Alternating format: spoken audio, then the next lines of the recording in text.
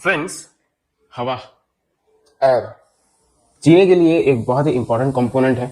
And today मैं बीमन मेहता आपका सूत्रधार आपको बताएगा कि हवा जो हमको मिलती है वो एक्चुअली होती क्या है। So let's begin.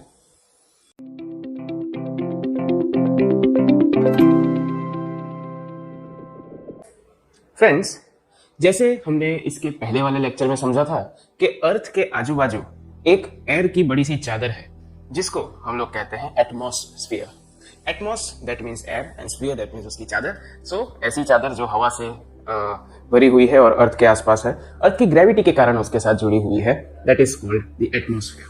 नाउ जो एटमॉस्फेयर है उसके अंदर अगर देखे जाए तो कुछ 5 हिस्से पड़ते हैं, राइट। सी अर्थ का लेयर जो था वो हमने देखा था 3 हिस्से में है, राइट। उसी तरह एटमॉस्फेयर भी 5 लेयर के अंदर वर्क करता है। सबसे पहला जो हमारे सबसे नजदीक होता है वो होता है troposphere. Tropo that means climate, right. So जितने भी क्लाइमेटिक चेंज होते हैं कि भाई बारिश गिरना, धूप करना, सब कुछ जो हमारे आसपास रहता है, राइट, वो इस ट्रोपोस्फियर में रहता है। एंड अर्थ सरफेस से कुछ 10 किलोमीटर जितनी हाइट जो रहती है वहां पर ये ट्रोपोस्फियर होता है, राइट।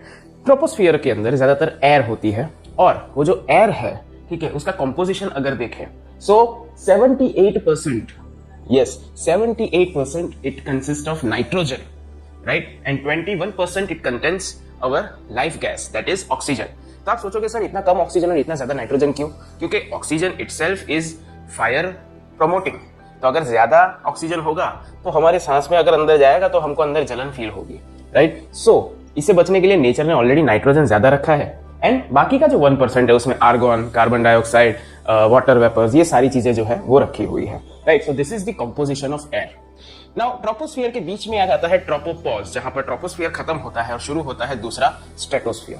फ्रेंड्स, यहां पर जब जैसे जैसे हम लोग ऊपर जाते हैं वैसे वैसे 165 मीटर पे, आई रिपीट 165 मीटर ऊपर जाते हैं तो हमारा टेम्परेचर 1 डिग्री सेल्सियस कम होता है, राइट। सो जैसे जैसे जैसे जैसे यहाँ पर ऊपर जाते हैं वैसे वैसे टेम्परेचर कम होता जाता है, तो कुछ जगह पर टेम्परेचर माइनस में भी चला जाता है। तो यहाँ पर जो स्ट्रेटोस्फियर है उसमें ओजोन लेयर आता है। ये ओजोन लेयर का काम क्या होता है कि जो अल्ट्रावायलेट रेस स्पेस में से आती है सन रेस के अंदर से, उस अल्ट्रावायलेट रेस को वो एब्जॉर्ब कर लेता है, जो हमारे लिए काफी नुकसानदायी होती है अल्ट्रावायलेट रेस। उससे हमको स्किन कैंसर भी हो सकता है, स्किन डिजीज दूसरे भी हो सकते हैं। सो वो हमें प्रोटेक्ट करता है, लेकिन बिकॉज ऑफ पॉल्यूशन कई बार ये ओजोन लेयर के अंदर बहुत बड़े बड़े गड्ढे हो जाते हैं and then we have to use the sunscreen, lotion and everything, right. So ये स्ट्रेटोस्फियर है। यहाँ पे ऊपर आता है स्ट्रेटोपॉज जो 50 किलोमीटर की हाइट पे उसका लिमिट आ जाता है। फिर आता है मेसोस्फियर। अब मेसोस्फियर जो है उसके अंदर ज्यादातर जो आपके मीटियोराइड्स होते हैं या फिर अगर कुछ गिर जाता है तो वो घर्षण के कारण, फ्रिक्शन के कारण वहां पर डिस्ट्रॉय हो जाता है। तो ज्यादातर जो उल्कापिंड आसमान से गिरते हैं, राइट, वो हमारी जमीन तक नहीं पहुंचते बिकॉज मेसोस्फियर हमें प्रोटेक्ट करता है। तो यहाँ पर देखिए एटमॉस्फेयर ना ही सिर्फ हमें एयर देता है बट हमें ओजोन लेयर के रूप में एक यूवी प्रोटेक्शन देता है एंड मेसोस्फियर के रूप में हमको उल्कापिंड से बचाता है, राइट। नेक्स्ट है थर्मोस्फियर जो अप्रोक्सीमेटली 400 किलोमीटर जितनी हाइट तक रहता है। थर्मोस्फियर जो है वहां पर टेम्परेचर एकदम हाई हो जाता है। सो सी यहाँ तक टेम्परेचर कम है इसलिए मैंने ब्लू पॉइंट से दर्शाया। ऊपर जाते हैं तो वैसे ही टेम्परेचर बढ़ जाता है एंड यहाँ पर जो एयर के पार्टिकल्स होते हैं वो आयंस में कन्वर्ट हो जाते हैं and because of this conversion वहां पर हम लोग रेडियो ट्रांसमिशन काफी अच्छे से कर सकते हैं। इसलिए ज्यादातर जो आपके सैटेलाइट्स होते हैं वो इस हाइट के ऊपर रखे जाते हैं ताकि हम लोग कम्युनिकेशन अच्छे से कर सके।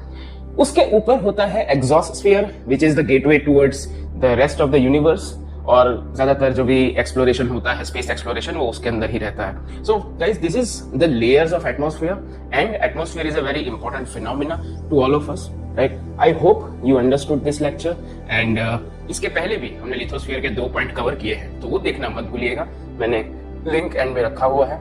नेक्स्ट वीक हम मिलेंगे हाइड्रोस्फीयर के साथ एंड उसके पहले हम कुछ इंपॉर्टेंट चीज समझेंगे। सो नेक्स्ट वीक मिले, तब तक के लिए कीप रॉकिंग।